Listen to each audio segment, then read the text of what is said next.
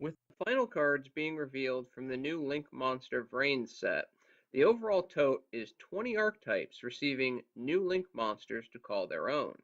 While there are celebrations for some archetypes, most notably Burning Abyss and Cliffort, which actually needed Link monsters in some capacity, a vast majority of those archetypes that received Link monsters represent a missed opportunity, for most of the Link monsters of those other archetypes are so generic that while they do help their in-name only archetype origins, for the most part their existence does not really help much, and those archetypes would have been better off with some new main deck support rather than a Link monster. For example, Mermail's Link monster is definitely useful, but not needed, for a similar competitive result could have been achieved by simply giving it new main deck support. With this ill-advised archetype selection and design, some archetypes that actually would have significantly benefited from a new Link monster were left out in the cold, continuing to flounder at needless competitive inefficiency. Let us take a look at the top 5 archetypes in the game that I feel would most benefit from a new Link monster, at least certainly much more than a vast majority of the archetypes that received a Link monster from the new set, but sadly missed out on one. Number 5, Satellar Knight.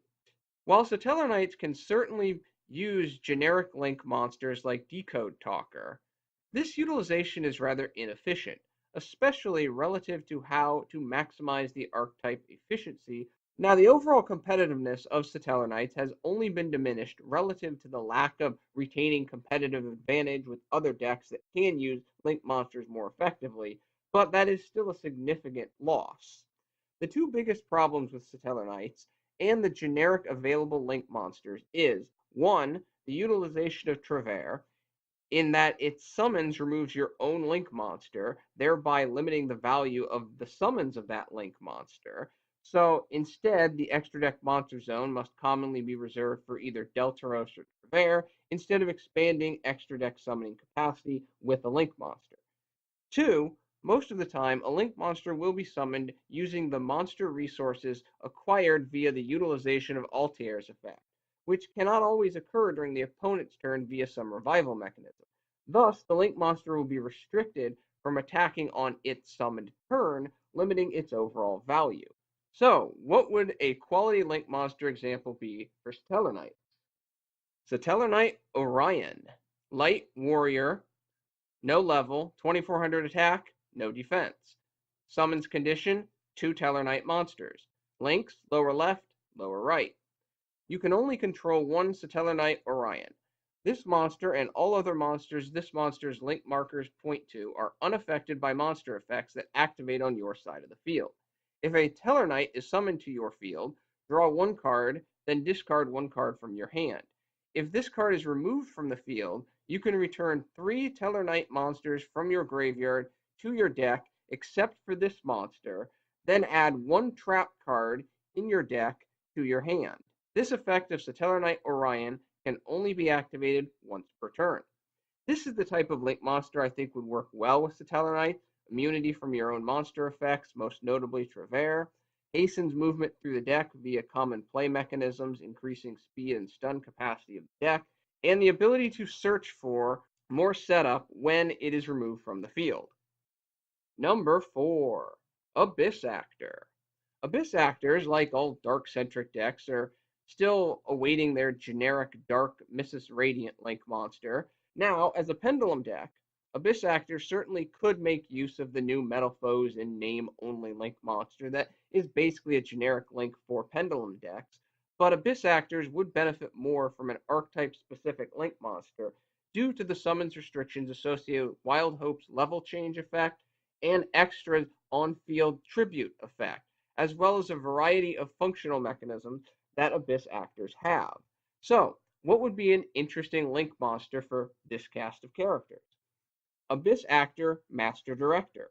Dark, Fiend, no level, 2000 attack, no defense. Summons condition, 2 Abyss Actor monsters, links, lower left, lower right. This card cannot be destroyed or targeted by opponent card effects as long as at least one other Abyss Actor card in your field. If an opponent's monster has its attack reduced, increase your life points equal to the total difference.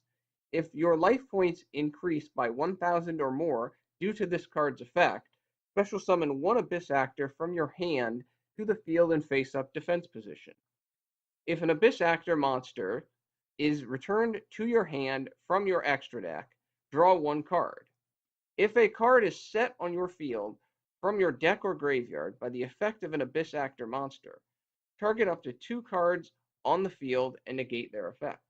This Link monster has solid effects for 3 of the 4 major operational mechanisms of Abyss Actors that differ from the generic action of Pendulum or Dark Attribute decks. The first effect makes the attack reduction effect of Leading Lady free, in addition to the possibility of summoning more Abyss Actors, and can occur during either player's turn. Note that this effect is not restricted to Abyss Actor effects, i.e. if you activate Shrink on a 2,000 or higher attack monster, bam, you get your summons effect and the life points. The second effect takes advantage of a couple of actors' return effects in addition to more generic elements like Rescue Hamster to increase deck speed and play options. Finally, the third effect takes advantage of the script set effects of Leading Lady, Superstar, and Heal. Note that I did not address the issue of destroying set face-down spell or trap cards via changing opponent card effects to trigger secondary script effects, because such an effect is just too powerful. Finally, Director has staying power with its innate protection effects. Number 3, Chronomaly. I feel that Chronomaly is one of those hard luck decks, receiving one of its key monsters, Nebrodisk, far later than the rest of its cards in the TCG, and now it faces down a new master rule that heavily limits extra deck summoning for the deck that has a powerful OTK combo that requires 2 extra deck monsters at the same time.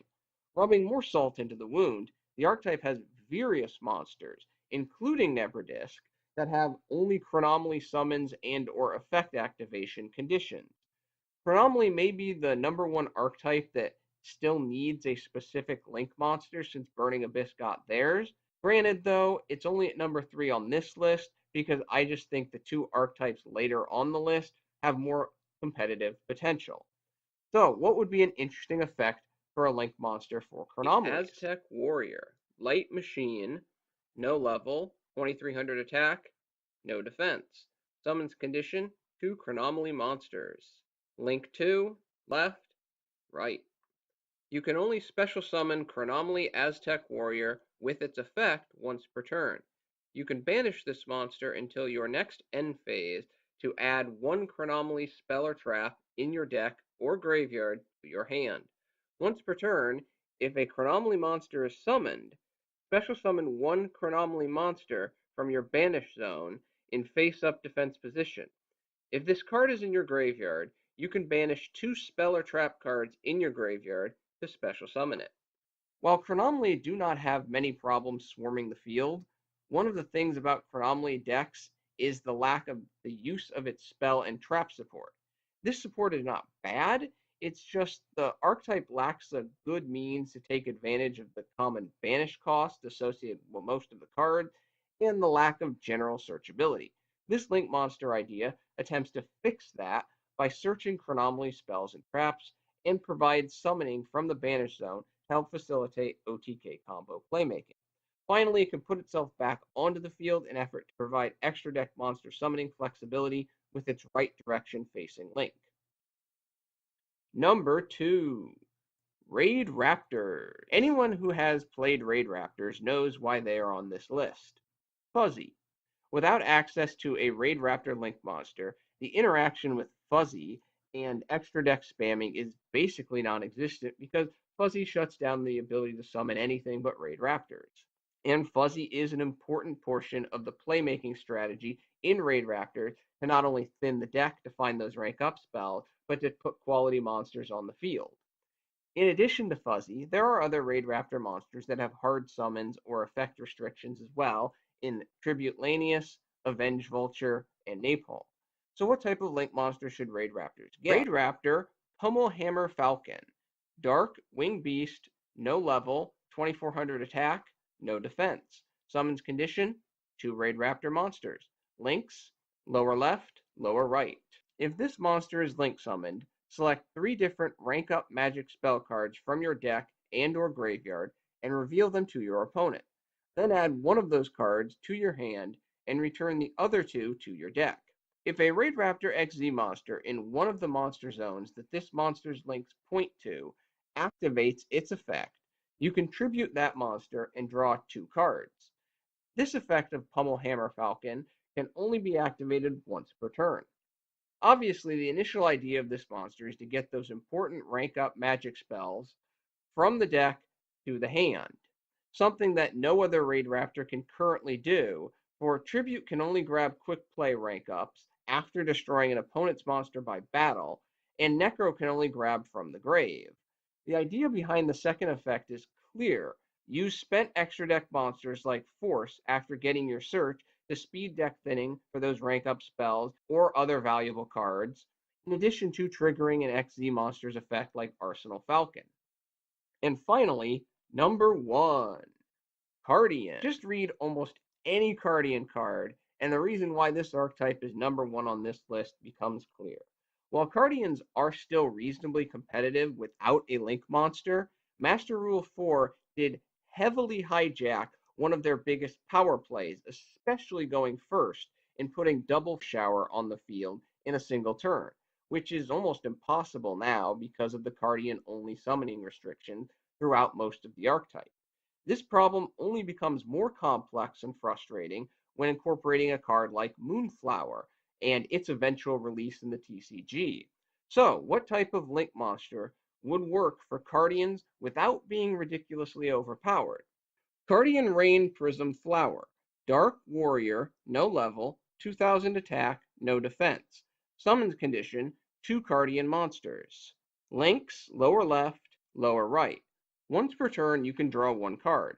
If the drawn card is a Karndean monster, reveal it to your opponent, and you can either special summon it to the field or increase this card's attack by 1000 until the end of the opponent's next end phase. Then select 1 card in your hand and place it on top of your deck. If a Karndean monster is special summoned, inflict 500 damage to your opponent's life points and increase your life points by 500. Something simple yet destructive seems appropriate for Karndean. Not surprisingly, it has the capacity to draw cards, but unlike most Karndean effects, keeping the draw is not contingent on the card being a Karndean monster, similar to Willow's draw effect, and the card benefits with higher attack. The return effect helps stack the deck to further trigger more Karndean effects. Finally, Karndeans have a small burn theme in their archetype, and this card continues that theme, including adding life point increases to better manage those late starts this deck can have. Well, that completes my top 5 list of archetypes that would most benefit from their own Link monsters and an example to what that monster could be. Thank you for your attention and your time. I'm out.